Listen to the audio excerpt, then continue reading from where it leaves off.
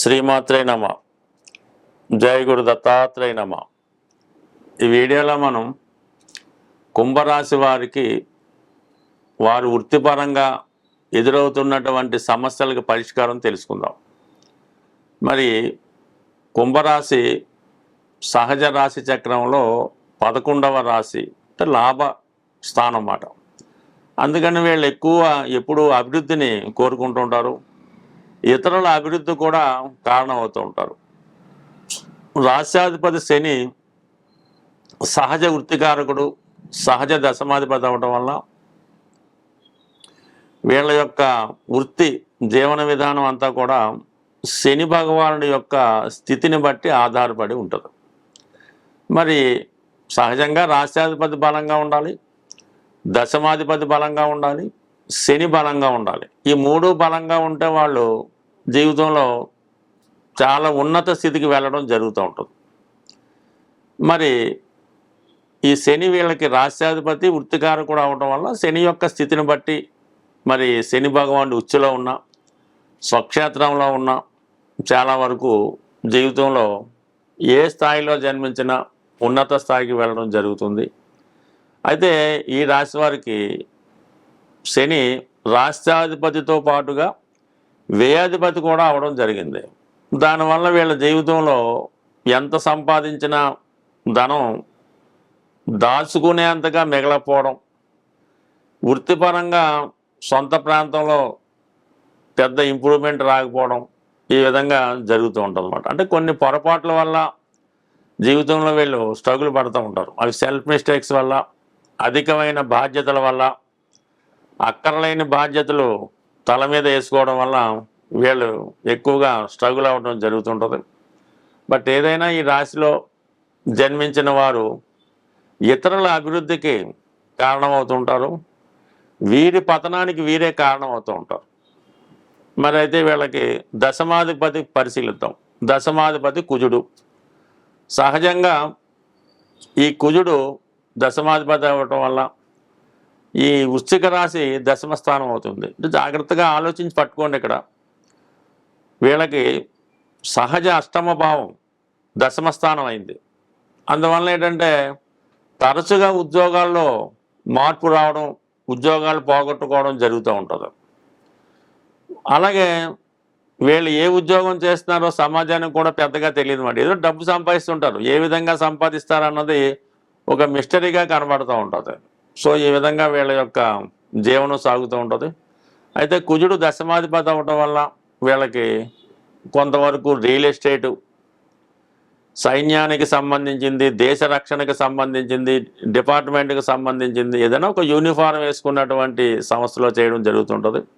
అలాగే వైద్య వృత్తి, అంటే ప్రధానంగా వైద్య వృత్తి అంటాం కన్నా ఈ ఆయుర్వేద వైద్యం, హోమియో వైద్యం, ఇటువంటి వైద్యాలు, అలాగే బాగా లోతుగా డెప్త్గా ఉన్నటువంటి పరిశోధన, అసలు మూలాలు కనుక్కునే విధంగా వీళ్ళ జీవితం సాగుతూ ఉంటుంది అన్నమాట. ఏది చేసినా కూడా దాన్ని అంతు చేసేదాకా కూడా చాలా డీప్గా పరిశోధిస్తూ ఉంటారు.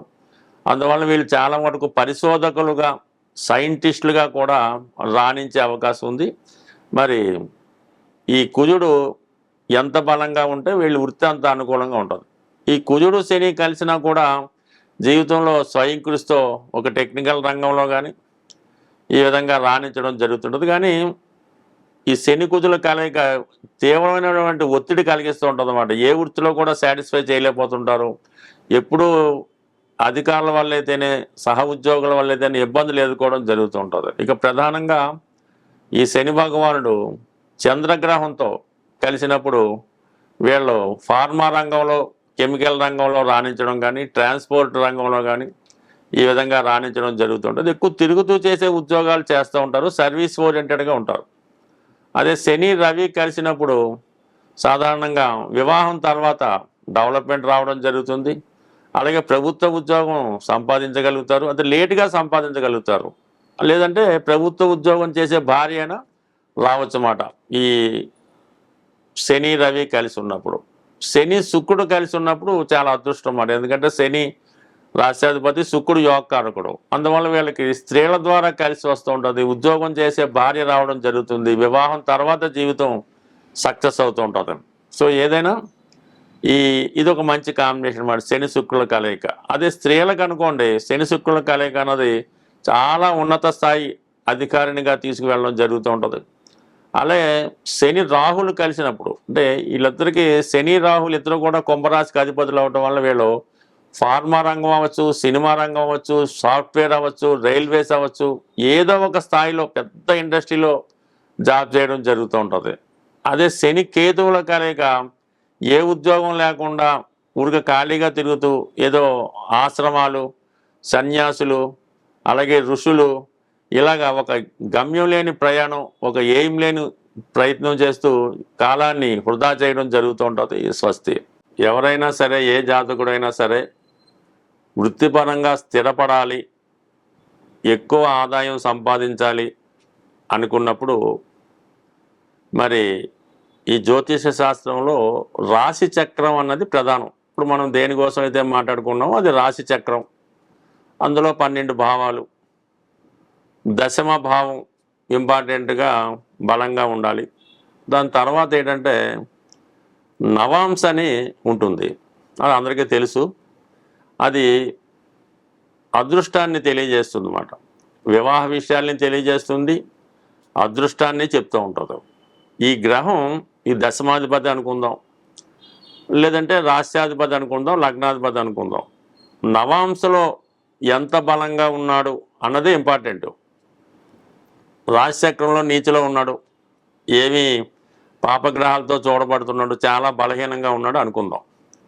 వెంబటనే నవాంశ చక్రం చూసినప్పుడు అందులో ఉచ్చస్థితిలో మిత్రగ్రహాలతో శుభంగా ఉంటే జాతకుడు తను ఉన్న స్థాయి నుంచి ఉన్నత స్థాయికి ఎదగడానికి ఈ నవాంశలో ఉన్న బలం కారణమవుతుంటుంది. అలాగే రాశి చక్రంలో చాలా ఉచ్చులో ఉన్నాడు, బ్రహ్మాండంగా రాణించగలుగుతున్నాడు. అయితే నవాంశలో బలహీనంగా ఉంటే ఉన్నత స్థాయి నుంచి డౌన్ఫాల్ అవ్వడం జరుగుతుంటుంది. ఇది నవాంశ యొక్క ప్రత్యేకత. దీనితో పాటుగా వృత్తి నిర్ణయించడంలో దశాంశ అన్నది ఇంపార్టెంట్గా ఉంటుంది. ఈ దశాంశ చక్రం కూడా బలంగా ఉండాలన్నమాట. అంటే కేంద్రాలు, కోణాలు, అలాగే లగ్నం, అంటే మొత్తం స్ట్రెంత్.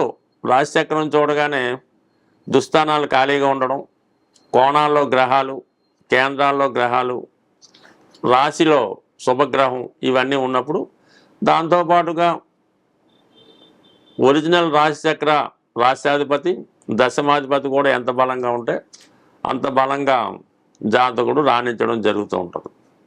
మన వృత్తిలో రాణించాలంటే నవాంశ చక్రంలో ఉన్నటువంటి నవాంశ లగ్నాధిపతిని స్ట్రెంత్ చేసుకోవాలి.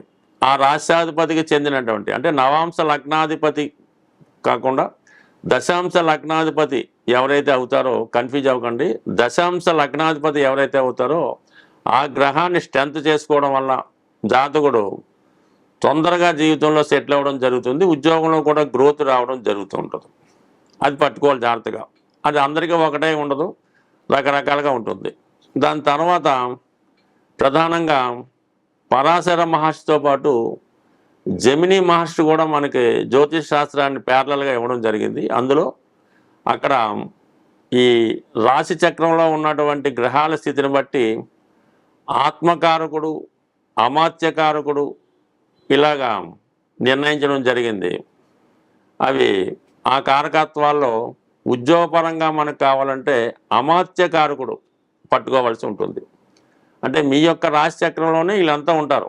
ఆత్మకారకుడు, అమాత్యకారకుడు, భాతృకారకుడు, పుత్రకారకుడు, ఇవన్నీ ఉంటాయి అన్నమాట. సుమారు 7 కారకత్వాలు ఉంటాయి. అందులో అమాత్యకారకుడిని పట్టుకోవాల్సి ఉంటుంది. ఆ అమాత్యకారకుడు ఎవరైతే ఉన్నారో ఆ గ్రహానికి సంబంధించిన రోజు మనం ఉపవాసం ఉండి ఆ రోజు పవిత్రంగా ఉంటే మీ వృత్తి ఇంప్రూవ్మెంట్ అవుతుంది. ఇది గొప్ప పరిశోధన తర్వాత ఒక ప్రముఖ జ్యోతిష్యవేత్త చెప్పడం జరిగింది. మరి అదే మీకు అమాత్యకారకుడు శని భగవానుడు అయితే శనివారం నియమంగా ఉండాలి, శుక్రుడైతే శుక్రవారం, రవి అయితే ఆదివారం, ఇది అందరికీ తెలుసు, కుజుడైతే మంగళవారం. ఆ వారం పవిత్రంగా ఉండడం వల్ల ఎటువంటి విష పదార్థాలు కానీ, మత్తు పదార్థాలు కానీ, మద్య మాంసాలు కానీ, స్త్రీ సంగమం కానీ అన్నీ విసర్జించి ఆ రోజు పవిత్రంగా ఉంటే వృత్తిపరంగా మీరు జీవితంలో స్థిరపడడానికి అవకాశం ఉంటుంది. అయితే అందుకనే ప్రతి ఒక్కరు కూడా పూర్వకాలం నుంచి కూడా శనివారం నియమంగా ఉండాలని పెట్టారు. ఎందుకంటే సహజ వృత్తికారకుడు శని భగవానుడు, సహజ రాశి చక్రంలో దశమాధిపతి శని భగవానుడు కాబట్టి శనివారం అన్నది అందరూ కంపల్సరీగా నియమంగా ఉండాలనే నియమం పెట్టడం జరిగింది. అప్పుడు ఆ కాలంలో ఆ స్థాయిని బట్టి జాతకుని యొక్క అభివృద్ధి చెందడం జరిగింది.